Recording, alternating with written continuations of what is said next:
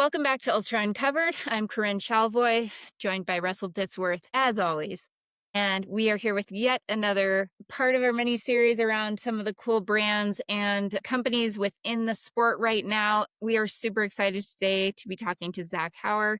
He is heading up Open Fuel for the United States or North America. He'll clarify that, which one. But Open Fuel is a sports nutrition company, and we are really excited to hear how this all started, where the roots were, and how it's been going so far. So thanks for being on, Zach. Thanks for having me. And yeah, as I was sharing with you before we recorded, this is my first podcast representing Open Fuel. So I'm super grateful to be breaking the seal with both of you, the Colorado crew. Yeah, the Colorado crew, exactly. Another Colorado-based brand, and thank you as well. You were a supporter of our burrito league way back when our local run club and our burrito league, and I know we got tons of great feedback. I had heard for a while that the flavors that your guys' powders were really fun and really like delicious, and yes, can confirm they are, but we'll get into all the product details, but thank you for also supporting, some local efforts here. We really appreciate it.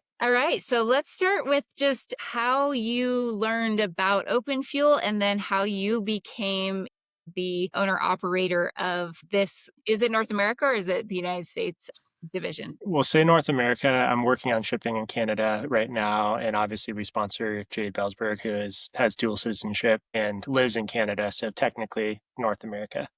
Okay, cool. Tell us a little bit about how you heard about the brand and then how you got involved and decided this was something you wanted to head up. I actually didn't hear about the brand before seeing it for the first time. My wife, after college or after grad school, she worked and lived in Botswana. She's been in the nonprofit sector for her whole career and spent some time in Cape Town 2 years ago. So in November of 2024, we planned a trip out there. And as trail runners do, I planned it around a race. I wanted to run Ultra Trail Cape Town and also wanted to just visit that part of the world.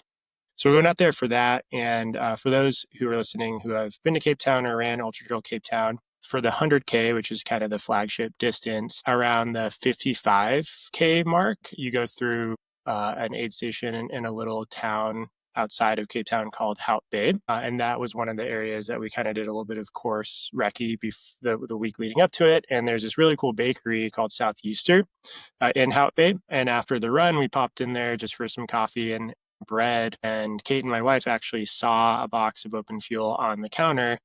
The logo and branding really stood out. Always wanting to try out new stuff. So we bought some sachets. And actually, for one of the groups shakeout runs that week, we both used it. And she has more of a particular palate than I do, especially when it comes to sugary sports drinks and mixes.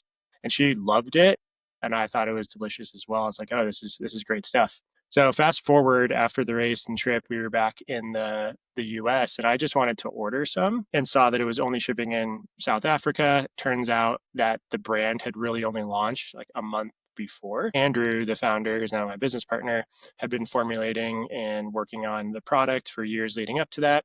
So it was really funny timing. And since I saw they weren't shipping in the US, I just reached out to the info email address on the website, got connected with Andrew. We immediately hit it off, have really similar values and intentions, and get along really well. And making a long story short, I was in a point in my life where I was looking for a side project to take on, and especially in my passion of running. And so I went into business with him after a number of other calls and meetings. And right now, it's just him and I as the only kind of full-time employees. I just quit my day job 2 months ago to focus on training for Cocodona and Open Fuel, just feeling a little bit too drawn to it. And so taking a chance there. And Andrew's leaving his day job at the end of this month, going part-time for a little bit, just because even though the brand is not to the point where it can sustain two of us financially long term, it's kind of you just have to try in order to you have to commit and take the dive in order to get to that level. So that's the story of how I got involved with Open Fuel and am now technically a co-founder. Can you talk about where manufacturing occurs? Because it sounds like maybe there's a split between South Africa. There is. Yeah. So for the first bit, first couple months, just as I was like sending it to friends, Andrew just shipped boxes. But then once we officially launched in the US, which was kind of like middle of last year, we switched to manufacturing both in Cape Town. And the first run in the US for our flavored drink mix was done outside of Salt Lake. And then actually this week, today, just finished our second run for our new gel mix, which I'm really excited about, and a neutral flavored drink mix in Denver, like 15 minutes from my house. So yeah, I'm really excited to be working with a local co-packer that they work with a lot of other like small, cool brands, mostly in kind of like nut butters and bars and some other powders too. So keeping it very local. And then another thing that we really value is how we source our ingredients as much as possible. We use non-GMO or organic and try to keep it as local as possible. But the nature of non-GMO products is, especially with things like maltodextrin and fructose, it's just not really available in the US. So that does come from abroad. Austria is where a lot of our kind of bigger ingredients come from. That's interesting. So yeah, because I mean, yeah, because we've heard that you can't get some of the ingredients like in the States, but so you're getting like those raw ingredients, having them sent here, and then doing the formulating and the packaging here in Colorado. That's super cool. Nice. Exactly. Yeah, and our packaging, the packaging that you would get if you buy like a bulk bag or a sachet of the drink mix, that is a US based company.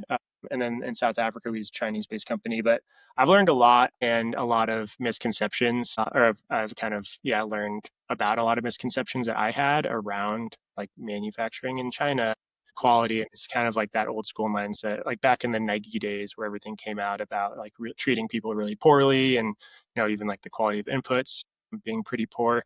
That's certainly changed. So we still there's some principle and maybe some sustainability reasons why we want to keep things as local, but when it makes sense, we are still like sharing manufacturers in China or in South Africa too. So it's a mix, but you can assume that we'll always be like formulated and packed in the US for any product that's sold in North America. Nice.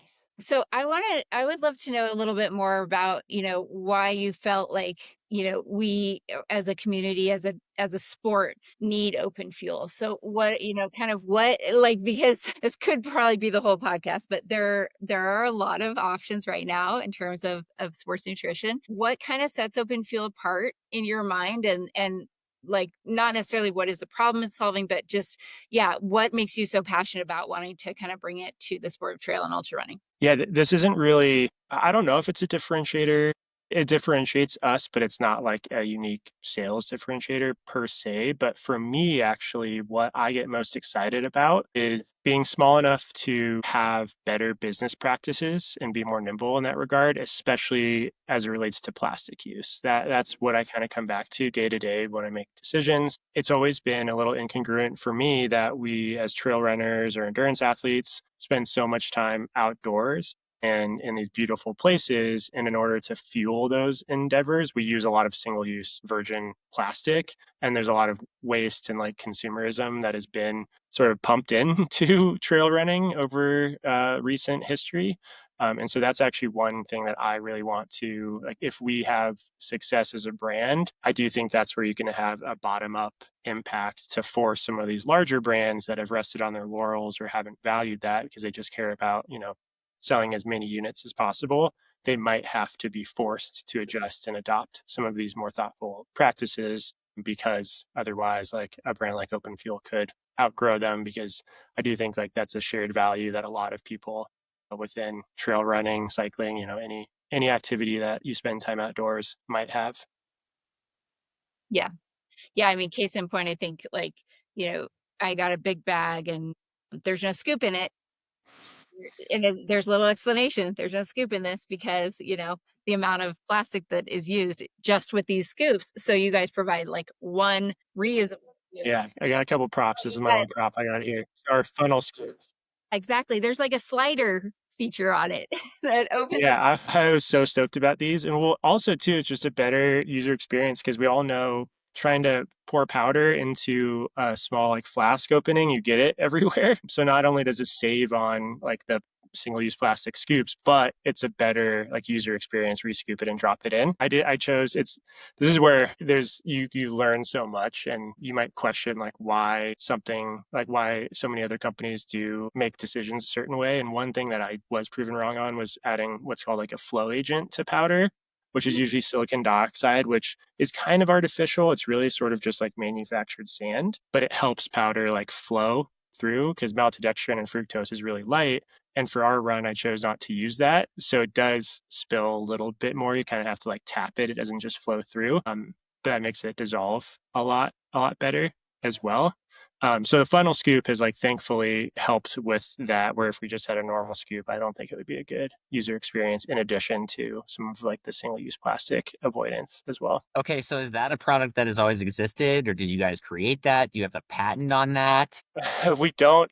Someone was joking around with me that it's like, are you just going to become a scoop manufacturer? It is like definitely similar products. Like I found the concept online and then work with someone in Colorado, and they're 3D printed with like food safe plastic. So this person helped. Like I sent them the concept and they created the design file, and I work with them. So I can't take credit for like inventing the funnel scoop, but I am kind of surprised that we haven't seen it in the space more. It reminds me of something that I heard on Dylan Bowman's podcast, the business podcast, Second Nature, was like, you either need to solve a really big problem for a very few people or a really general problem for a lot of people. And that's like a perfect fix for like a ton of people, but like enough people to have that issue. Yeah, thankfully, I mean, I haven't heard any gripes about us not having scoops yet. So knock on wood, maybe it's a positive and people aren't going to complain like too much. I did like last year when before we did our US production run, I like put out an Instagram survey. I was like, hey, like, would you buy something if it didn't have a scoop in it and you had to use this was even before the funnel scoop, like had to use like a cup measure, you know? And most people are like, yeah. Some people I respected it. They're like, no, I wouldn't buy a product. Like I need the pre-measured scoop out. So we did do like some very unscientific opinion testing before it, and then just kind of took the dive again and was Went like, for yeah, it. you know what, we don't want to have scoops. I have a box downstairs of all of the like plastic scoops that have accumulated from protein powder, electrolytes, other supplements over the last year, and we did like a little commercial with it that we haven't posted yet on the pitch for our funnel scoop. Feel like there's like an art installation project in the works there. You could put them all like you could. There was this when I was, I think I was at like the dang Tate Museum in London like many years ago, and there were like these cool things on the wall that were like all these little kids' toys that were like glued to something, and then they were spray painted like one color, and they were super cool looking. And I was like, oh man, you know just taking random junk and stuff and creating art out of it. I think you should create an open fuel sign with all those all those. I definitely, so we'll probably have to get a pony up for an actual like booth at TRE Yeah. this year. Yeah. And I did think about doing something around like a campaign on bring your scoops and we'll recycle them for you. Cause there are some ways you can't just put them in a curbside recycling bin, but there are some ways to do it through like specialty services. But I like the idea of having some kind of, yeah, open fuel, like Oh yeah. light up LED sign made out of all these plastic scoops. Yeah. Yeah. No, I love that idea. That's great. Very cool. That's a great segue on art because I want to know the story behind the logo with the animal and then the key in the mouth. Tell us the whole story about that. I don't know if that's where you were going, Corinne, or not. And also the name. Yeah. Like how did the name?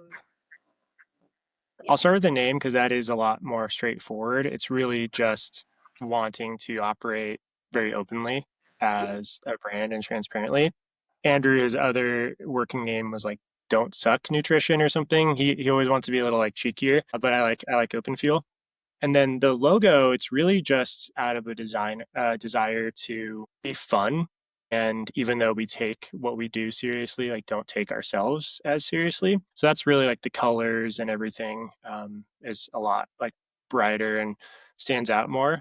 And then also like part of the cheetah, being native to Southern Africa. And then the key is kind of like good fueling unlocks like the most of you too, or the best of you. So that's the more kind of corny explanation of the logo. But I have learned a lot of people that have design backgrounds. I want to learn the story behind the logo, and it's nothing too revolutionary. Just like cool logo, wanting to be fun, and there's a little bit of a story with it. And it works with the different colorways of the different drink mixes, and yeah, very cool. Yeah, very adaptable. How did you guys decide on or how do you decide on the flavors? And maybe just tell people what the current flavor profiles are, and maybe a little more about the formulation. Like, were you like, oh, we want this to, be able to serve like a high carb athlete and be the only thing they use, or we want it to be a hydration, because it kind of could sit in the middle of, a couple of categories, and in my mind at least. That's a great question, and I like just need to give all the credit to Andrew because he's the brains behind that.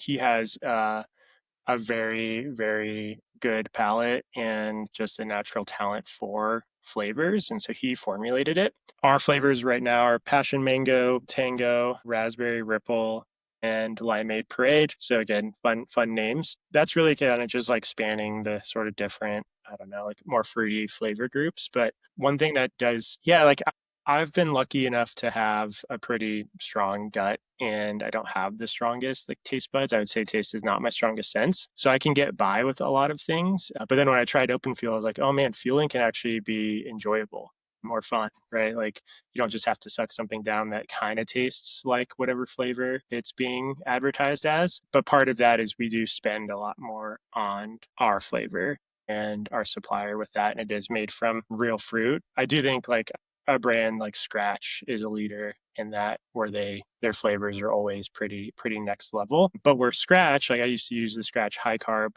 where they have, kind of fall short is the ratios of like one serving of high carb. I think you can have up to 90 grams of carbs, but then it's maybe only 200 to 400 milligrams of sodium. And so in formulating open fuel, the 60 grams of carbs and 500 milligrams of sodium, that is a level that if you're in an ultra and you're at least doing a flask of open fuel per hour, like you're not going to absolutely blow up, because 60 grams of carbs is scientifically like what the average body like can absorb and turn into energy each hour.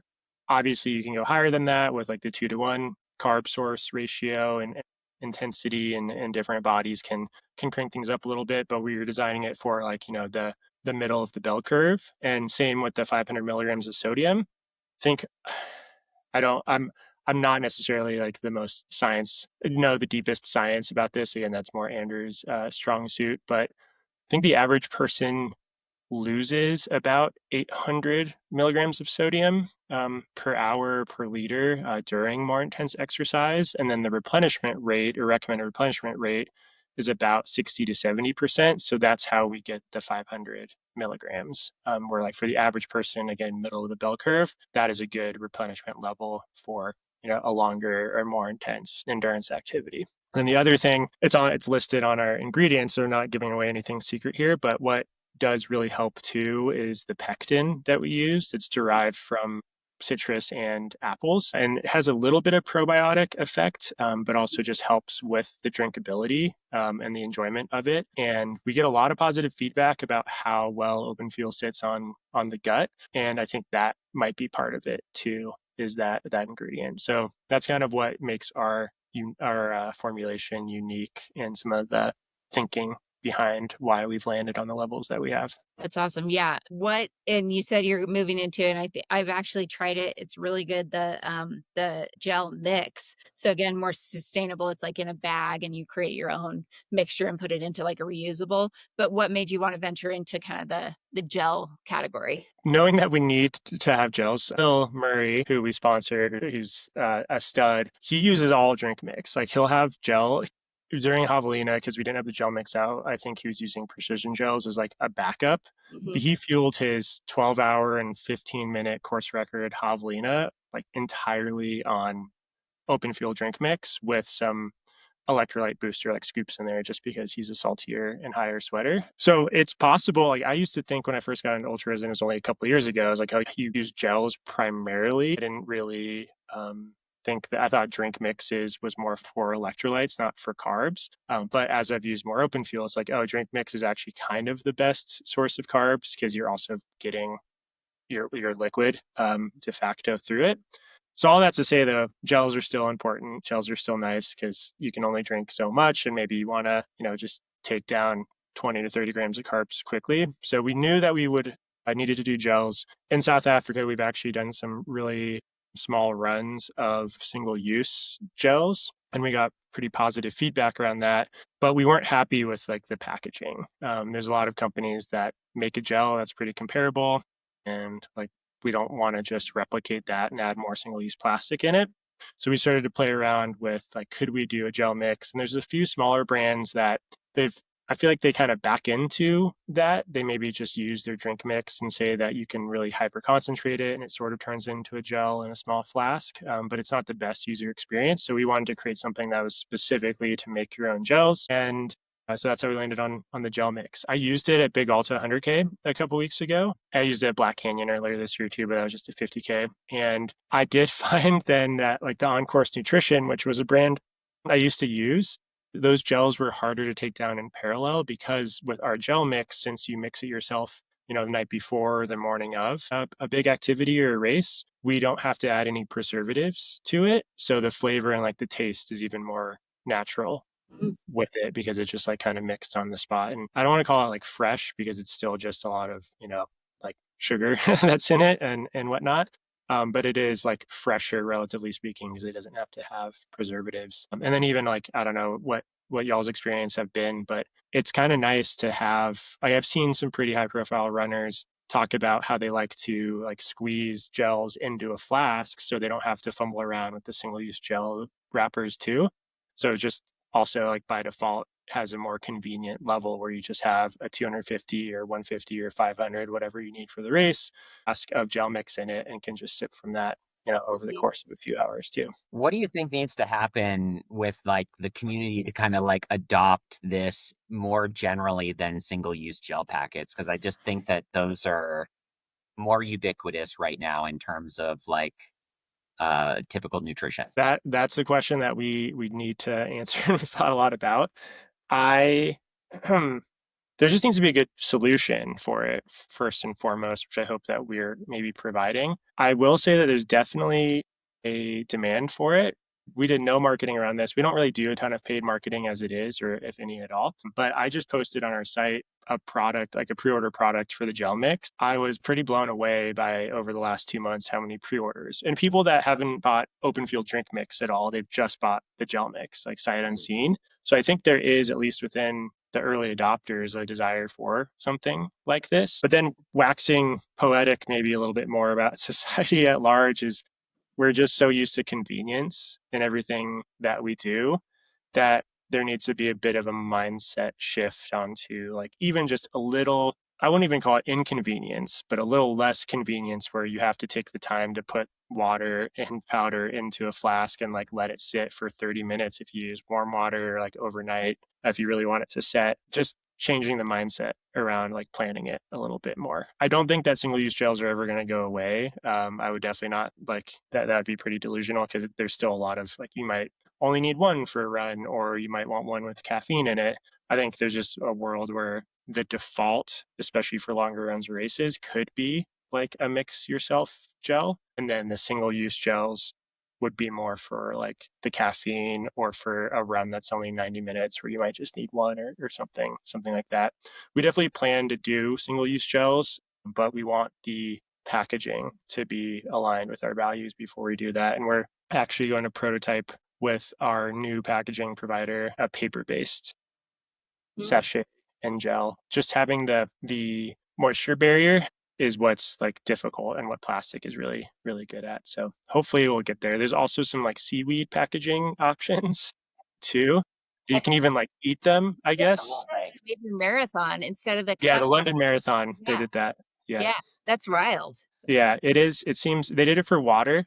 People loved it. Like I think you can just bite it and drink the water out of, or you can just put it in your mouth and eat it because it's edible seaweed. I'm pretty excited about that type of thing, but we are way too small to come anywhere close. Like you have to buy a 3 unique machine just to use that type of thing. So maybe one day. Yeah.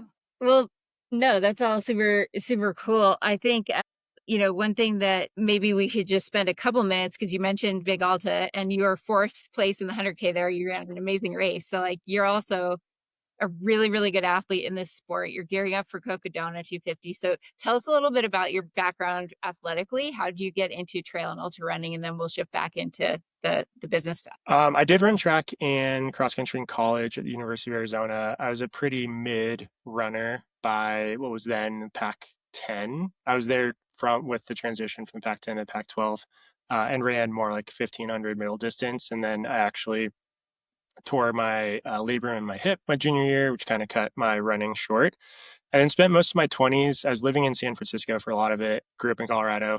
Just kind of doing more of the social scene, didn't have the best relationship with alcohol and some other like emotional regulation things like during that phase. And then when I moved back to Colorado in my early 30s, was still struggling with some of that, but it found that if I planned a run or a ride or like a skimo Saturday morning with friends, it really like tempered me from not being out late the night before, in addition to some therapy practices that I was doing. So getting into trail running and ultra running is something that I always enjoyed doing, but becoming more serious in it was a little bit of a byproduct of wanting to change some like less healthy habits. And this was like almost like positive reinforcement. It's like, oh, if you sacrifice some of this, you get to spend all day out skiing up in Rocky Mountain National Park, like with friends or something. And then obviously, like having that competitive running background, it was hard for me not to want to try to get faster at it. So I think over the last 3 years, I've just been a little bit of like a student of the sport. And I was writing about this in my Big Alta recap, but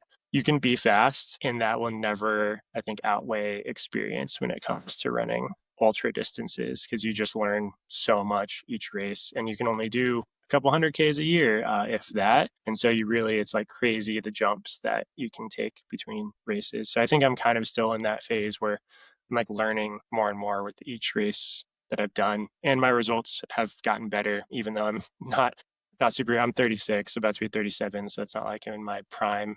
I'm maybe in like the late part of my peak running years. Some would call that prime, especially a few years ago in the sport. I think it still is kind of there's some pretty top level people that are That's true. or in that at that age. Like you can't say that to Russ and I. I'm 43 and he's something around. 45. So I always like that because I do need to challenge that a little bit where I'm like, I don't know, you see like especially with men, I know women have more longevity with athletics, but like with men, there's, someone who's 29 that can just go out and rip like 6 minute miles or sub 6 minute miles. And I just can't do that anymore. So that's maybe some of the limiting beliefs that I have. it's really fun when you beat those people in a 100K race because of some of True. Well, True. and like you're Yeah. saying, you've got kind of the running background. And so, like the times and the paces and the flat ground work, like you can kind of see the progression, maybe not going the right direction, but ultra results, that's not the only factor. And you can continue to improve and continue to devise ways to get faster and faster at these events that have so many variables in touch. Yeah. I mean, like fueling, obviously, the topic of today is, as David Roche really talks about a lot, like is one of the biggest unlocks that you can have is when you actually start to fuel right. And it's something that seems so simple, but in the moment it is kind of tough too. So that has been a huge unlock for me. And going into Cocodona is, I think like some of the advantages that I have is I know that I'll be able to like fuel through the highs and lows, and never like put my body into too much of a deficit. So but yeah, that was a long answer of how I kind of got into the trail and ultra. well, when did you hear about your first ultra and why did you decide like I want to go long distance and try that out? Someone that I ran with in college, she became good friends after college. They're both part of the same road running group with Addie Bracy. And then Addie and I became good friends. So she definitely was my entry into the sport. And then my first ultra was the Dirty 30 50K. It was the last edition IP, which is a bummer. I still love running up at Golden Gate Park. And I think it was a 50K, and I ran like 7.5 hours or something Well, like it's a that. So it hard. was not fast by any means. It is a really hard course, but I was like at one of the aid stations needing like a guy to like hit my legs with a massage gun and like eat. It was just who knows what I even fueled with for that, which is a classic story. But yeah, then it's like you learn a bit by bit each time. But yeah, I have to. It's definitely like mostly because of knowing Addie. I growing up in Colorado, I always ran trails, but the actual racing side of it. And it's crazy to say now, but like one of my first proper like trail runs was with Addie and Claire Gallagher, and they're like royalty, right, in the sport. And at the time, I didn't really even like realize that. Yeah, So that's I awesome. know Addie and Will Murray trained a bunch together in Salida this last They summer. did. Was that the connection for Open Fuel, or what was your connection to Will for Open Fuel? It was also through Addie and my friend Sam Delgado, who lives in Golden. He paced Will at Leadville 100, but that was connected via, I think, like Addie ran into Will out on a training run up in Leadville. So yeah, that was the connection to Will. And I remember seeing him because I was actually helping a friend the year that Will got, I think, fifth or fourth at Leadville, Fourth maybe at fifth. Leadville. Yeah, before It was Black. crazy because everyone ahead of him that year ended up being golden ticket recipients too. Because it was like Ryan Montgomery and I can't remember who else. It Justin, was no, damn it. Adrian McDonald, I Adrian think. McDonald. Yeah. Yeah. So yeah, so I knew Will before his like kind of, or I knew of Will before his blow up at Black Canyon, and then that's what made it a little bit easier for us to get in touch with him. And he was our first athlete actually that we brought on, which is quite the signing. So you picked a good one there. Definitely. He's on a absolute rocket ship. And he was pacing Ferdinand at Black Canyon. So we were in the same house together and just got to see, he's like one of the most calm, chill, just like, I'm like, you make me nervous because I'm so opposite to you in my hyperactivity and how high strung I am that I'm like, why aren't you more like, I don't know. It was amazing. He's just very chill. He's very cool. And it's awesome because he's an absolutely incredible athlete, just something I have trouble relating to personally. But yeah, Yeah. that's epic. I mean, I got to be a favorite for Western this year, which are you going to be out there? We have a wedding that weekend, so it's still a little TBD. It's wild because like I wouldn't consider like missing a wedding for it, but it is like owning a nutrition brand is sort of like the weekend to not have anything. Yeah, it's one of my wife's friends. So we'll see. But if I'm not out there, we'll definitely have people out there supporting Will. I don't know. Last year, this is like the funny thing is like we set up having a videographer come out for Western. And then basically, like right after I kind of confirmed things with the videographer, Will had his first of like his two setbacks that ended up forcing him to drop out of Western. So I was like, man, did I just jinx Will by like wanting to document his race? And then obviously Javelina worked out really well. But I'm telling myself that maybe like me not being at Western, like the upside is that Will's gonna win it. Yeah. Kind of like the reverse jinx type of thing. Yeah. Yeah. So before we kind of switch back into the business thing, you personally have done 100. Is that right, Javelina? Yeah, Javelina was my first. And it was your first, and and I mean you ran 13:31 so fast. What were you sixth there? Six? Oh yeah, Yeah. yeah, so fast. So what the heck made you want to go from that to Cocodona? It's not like you did a really hard mountainous 100 and then you're gonna go like so why are you wanting to do Cocodona? I do think that Cocodona is it sounds insane for a 250-mile race, but pretty runnable. Like, I think it is, I don't think it's too different than Javelina in that regard, in the heat. I love the desert. And back to the age conversation, I have a little bit of sense of urgency. And also, like, my wife and I starting a family, it just felt like the right year to do it. And there is certainly, I alluded to us not really being a brand that likes to we don't want to pay Meta and Google to a bunch of money to run ads. Like, those companies have enough money, and there's also some maybe like potential ethical questions you can ask like their business practices. And so I'd rather like invest time and energy in like my training, and then maybe like Cocodona could be really good brand marketing for Open Fuel too. I know there's a lot of like it seems like it's kind of a trend in emerging where with smaller brands, like the people behind the brand who are athletes themselves, it almost it's taken me a little bit to accept this and to really lean into it, but to like, yeah, put yourself out as like the face of the brand and say, hey, I'm an athlete as well, and I like to do these things and take on, these hard challenges. And so that really, there's a lot of motivating factors, but that's another one that's more tied to open fuel of like, why to do Cocodona this year while I can. Yeah, you can draw a lot of comparison to like Beth McKenzie in Win Republic. She's like the athlete behind the brand. That's right there. So that's an Yeah. interesting. Or like Alex King, who you just interviewed, like with Terranota, like he's also he ran big also as well. Like he's a really solid runner, and I think his stature in the sport helped, the initial growth of Terranota, and then it just took off from there. Yeah, that's the funny thing, but really like beautiful and cool thing about trail running is like this small community, and people do want to like not just support brands, but the actual like humans behind the brands as well, because everyone's so visible. Yeah, that's a great segue. You said accessibility, and one of the things I noticed on the website was that to get free shipping, minimum order is only $20. And that is the threshold there is much lower than anywhere else where you might find something like that. So love to hear you talk about kind of that decision. I love seeing that. It's a banner across the top, like, hey, order $20 worth of stuff, free shipping. It ties into the marketing budget where shipping is marketing costs in my mind right now. And I'd rather spend money getting product to people and having them try the product versus, again, like paying for Instagram ads.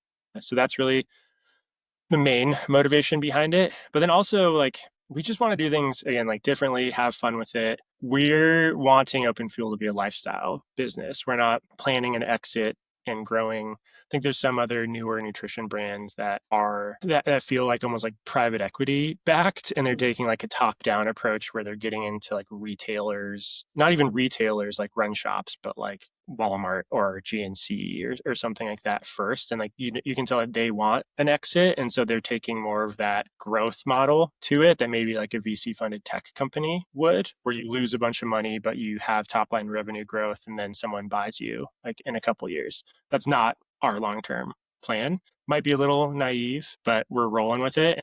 So that's why things like lower minimums on free shipping, like free flasks or free scoops with different purchases, and investing more resources into that, which I think actually like benefit our customers and build more brand loyalty versus just, you know, dropping into the top line paid marketing budget. You have a Substack, a late entry, so you do a lot of talking on about business practices on there and your own kind of racing and stuff like that. Are you still doing the YouTube? Because I think at one point you were doing a YouTube, right? Yeah. Gonna have a big Alta recap video come out like maybe tomorrow actually from the recording of this, which is April 9th.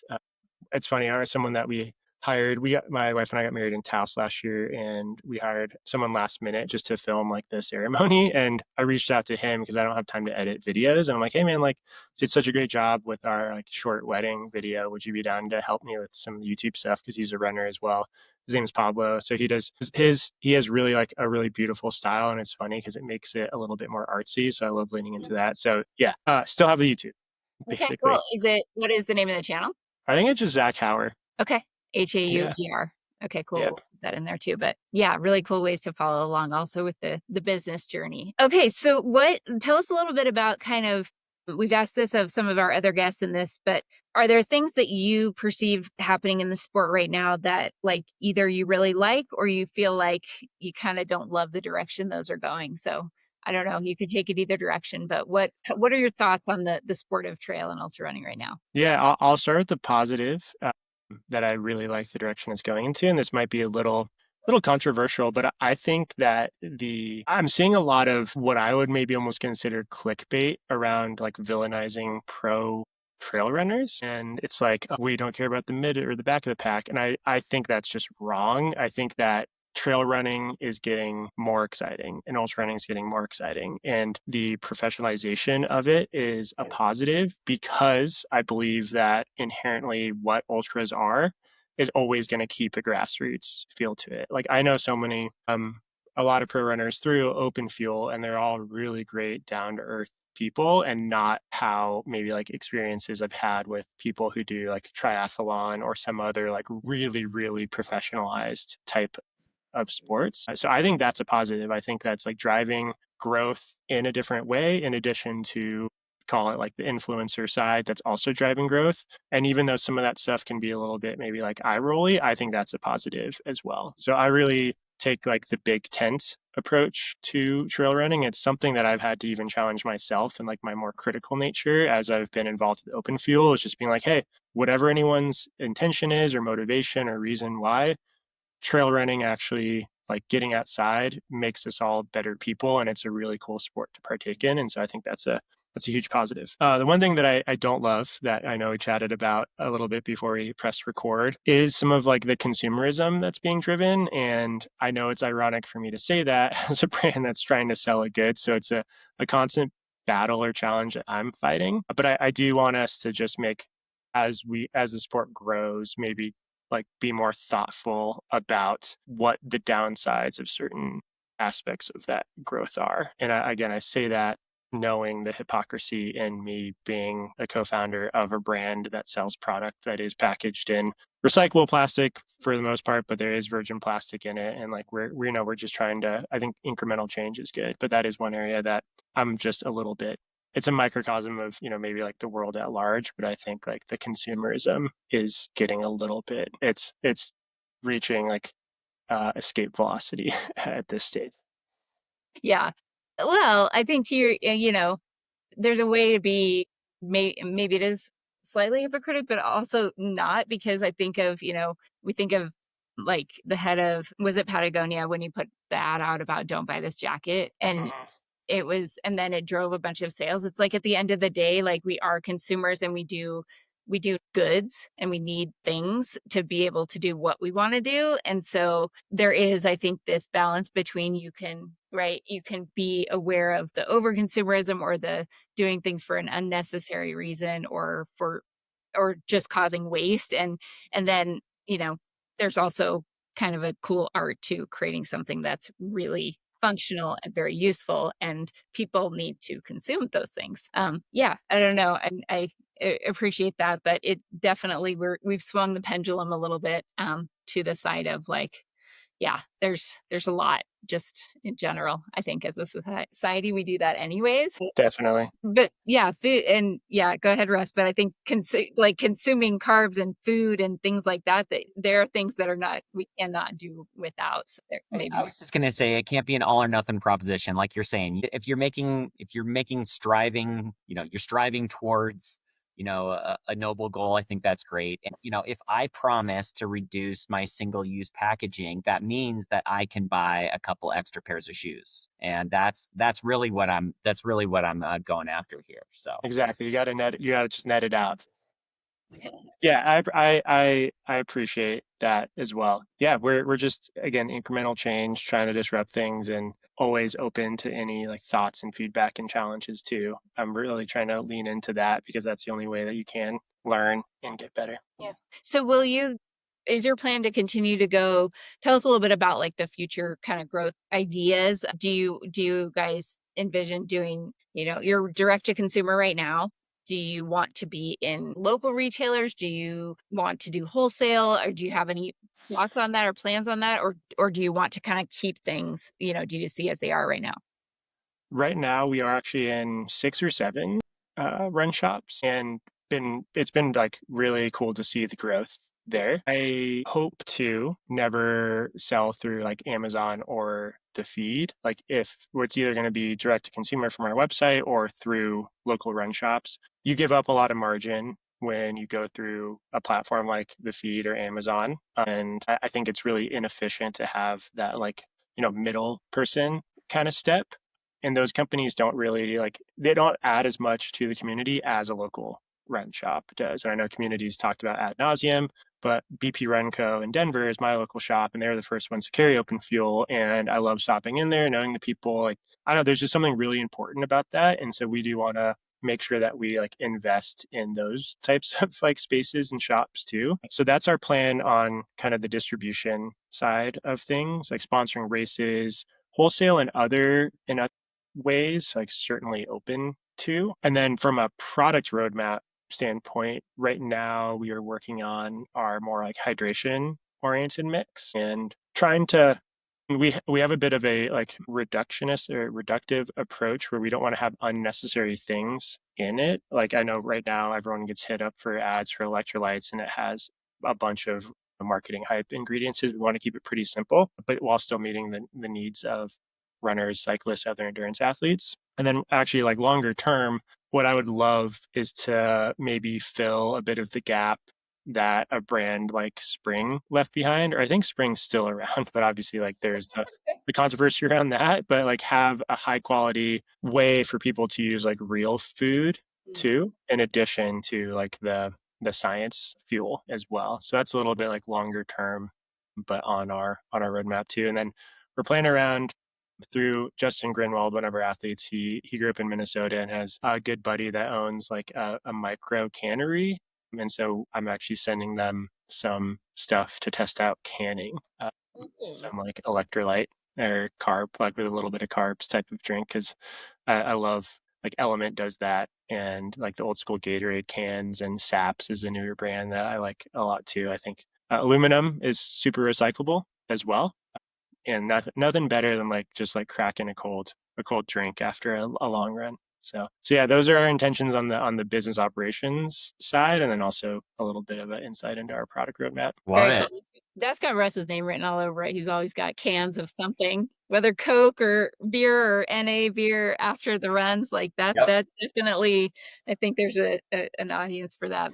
That's really cool to hear. And yeah, agreed. Very cool. So before we do our little rapid fire, maybe just tell us a little bit about the athlete team and, are you hoping to continue growing that? Do you see it kind of just evolving organically? And yeah, you've built a roster. I don't know, kind of how that all came about, but you have an amazing athlete roster right now. So talk a little bit about just the thought behind creating that team. That kind of goes back to my answer about what I think is positive in the sport right now. And so I definitely wanted to invest in like the pro side of it. And we view that as just like it's something that's cool to do. There's obviously like a nice brand awareness side of it, but I just think like investing in pro trail runners is something that as brands we should be doing, and like paying athletes and all that.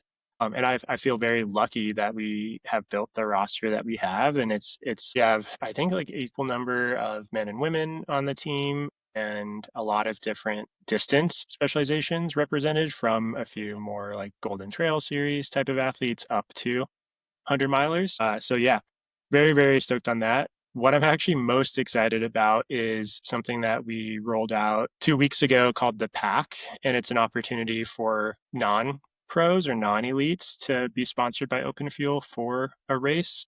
And we had a really overwhelming response to that, and randomly selected about 15 to 20 people who will have like for one or two races this year, like an Open Fuel sponsorship for that. And so that's something else that's like pretty fun that we're doing. But yeah, on our athlete team, it's kind of set right now, but the one area that we are looking to expand into is more into cycling, like specifically mountain biking and gravel, and start to maybe sponsor some athletes in that sport too. Nice. Well, that's huge to do. Like, yeah, I created that actually concept in one of my previous roles of single race sponsorship, because it means a lot, just for somebody to not have to worry about their nutrition for a big race and kind of feel like they have the support. So I think that's a really cool and pipeline funnel for, up and comers or for people that are like, yeah, I loved that support and I love the product. So keep talking to those guys. Yeah, really cool. Yeah, and we're documenting it too, because I think like the stories of someone that finishes in the middle of the pack of,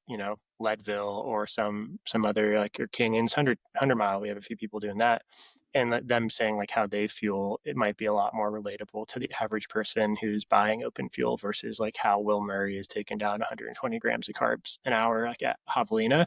That's awesome to hear about, but not the most like approachable story for someone to like Will's N of one in that case. So yeah, I'm really excited to like also just feature everyday athletes out there grinding too. Exactly. That's smart. It's smart. It's smart. It's cool. All right. You ready to rapid fire? Let's do it. Okay. What is your favorite trail race of all time? Wow. I'm gonna say I did poorly because I got lost in it, but I'll say Never Summer 60K. just because you camp at the start line, start and finish line. Our runners, that's a great one. Yeah, that was a fun one. I almost said CCC. Um, yeah, I'm gonna go Never Summer. Yeah, I mean, you do the 50Ks a little too fast. I want to brag on your Black Canyon 50K in 3 hours and 40 minutes. So that's pretty awesome. But I know you're doing some longer ones, so I'm going to give you a chance to throw out favorite piece of trail gear. Right now, it is actually the Ultraspire Mountain Racer belt. I think that's really flying under the radar. It comes with an 800 ml flask that fits in the back and doesn't bounce, and I can fit like a 600 ml flask. So like for Big Alta, I felt very well fueled and hydrated like on a hot race because instead of having just 1 liter of capacity on me, like which most belts are kind of limited by unless you really overload them, I was able to do like closer to 1.5 liters. So that's my An 800 plus a 600, yeah 650. 650. Okay. So yeah, Oh yeah, and then that's a like the gel, raid and light. then like a gel flask. Very nice. Yep. Okay, sweet. Shout out Ultraspire for making a belt, a good belt. All right, tell us about a brand that you admire or that inspires you outside of running. Outside of running, I think, man, why is this so hard to answer? I'm gonna say, okay, I'm gonna cop out because no brands are really like there's one mm, there's an engineering company that's based out of Germany and they're like hundreds of $1 million revenue or maybe closer to $1 billion revenue, but they're structured as a not-for-profit company. I was just listening to a podcast on alternative company structures. I can't remember the name.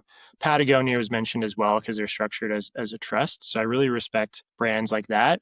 I'm gonna say a band though, Okay. and it's top of mind. But Sturgill Simpson's band Johnny Blue Skies just came out with like their second album, and they only released it on physical media. It's not on streaming or anything. So Oh, only on like vinyl, cassette, CDs, and it was a little bit of a way to like stick it to the music label industry and the streaming platforms that take advantage of artists. So that's going to be my answer. fascinating. That's super cool. What Yeah, kind of music is it? it's like Americana. Okay. Yeah, Wow. Nice. Only vinyl. That sounds like something like Jack White would do at some point. yeah. Yeah. No wooden or all wooden toys for his kids. No electronics. It's yeah. Sounds like it. He should maybe take a page out of that. But I like that. I like that. Okay. Is there a dream collaboration that you would love to have with Open Fuel? I'm a big Norda fan, so maybe Norda. Yeah, I'll go with Norda. All right, Norda and Open Fuel, make it happen. We need to I think that could work. That sounds Yeah, I once we I, expand I into already once saw I already saw the apparel collab with Alex's with Terragnota. Terragnota. Yeah. You can get an open fuel Terragnota top for $25. Yes. yeah, True. those are sweet. Yeah. I Yeah, know. we got the CLE hats, Terragnota. We definitely are try to be pretty thoughtful about the brands that we are doing like merch with now too. So Okay, the best run of your life can be either a race or just your own run, but describe it and tell us about one of the best runs you've ever had. there was a run that I did up in Breckenridge on the Colorado Trail preparing for Javelina.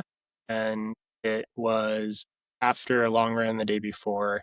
And it just felt like it was late fall up in the mountains, just perfect weather on trails that I love, made me feel at home. And it made me feel like a little bit of what we were talking about earlier, like that youthful, like spring in my legs a bit. So yeah, Colorado Trail in Breck, leaves changing about a sweet spot of like 15 to 16 miles, maybe a couple thousand feet of gain. So it's like pretty runnable too. That's probably the best run in recent memory. Yeah, I was like two. We have a 1.5-year-old dog, so he's a runner. So I kind of love starting runs with him and then dropping him off like 6 to 10 miles in and then continuing on. So he would also join for part of that. Awesome. Which section of the Colorado Trail would that be? I don't know. I can't remember the number. Maybe 8. I'm kind of pulling that out. I don't know though.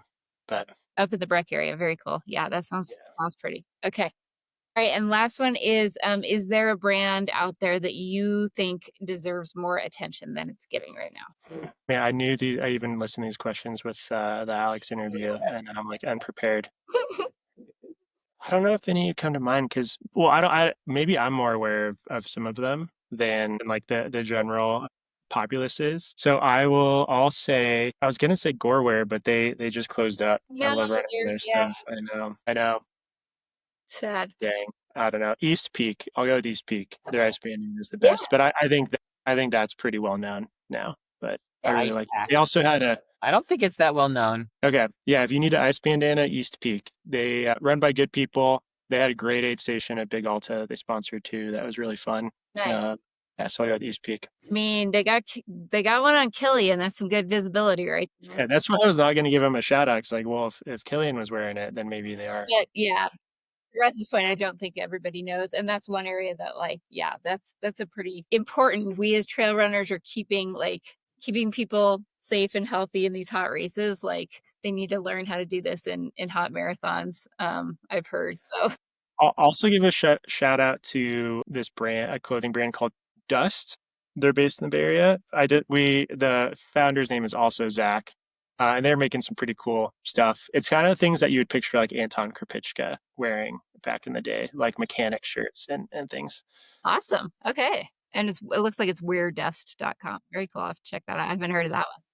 Nice. Nice. Awesome. Well, yeah, last I guess to close it out here, just tell us a little bit about like, what you're hoping for in the next few years here. What does success look like for Open Fuel down the road? Success looks like having zero plastic packaging would be my goal. Yeah, and then just continuing to grow the business. I would say sponsoring some more races. We have a few this year, but maybe sponsoring like a name brand race would also be really cool. Awesome. Very cool. Sweet. Well, thank you, Zach, so much for telling us all about Open Fuel. Everyone here locally has enjoyed the product, and I think we're all big fans, and we'll keep checking it out and keep using it. Russ, anything else to close us out? Now, appreciate your time and good luck at Cocodona. Thanks. I was going to ask Russ, you're not going to be down there, will you? Not at Cocodona, but I'll be at Okay. Western States and I'll be at Leadville this year. Okay. I might try to run Leadville if my legs are good after Cocodona, but yeah, just make sure you're hyping us up in the live stream for Cocodona. But Corinne, I'm excited for to see you down there and potentially have you pace the section too. And yeah, thanks to both of you for inviting me on. This was really great. Well, it's really cool you're building. Keep it up. We're excited to follow the journey. And I'm sure, yeah, this will be the first of many podcasts for Open Fuel.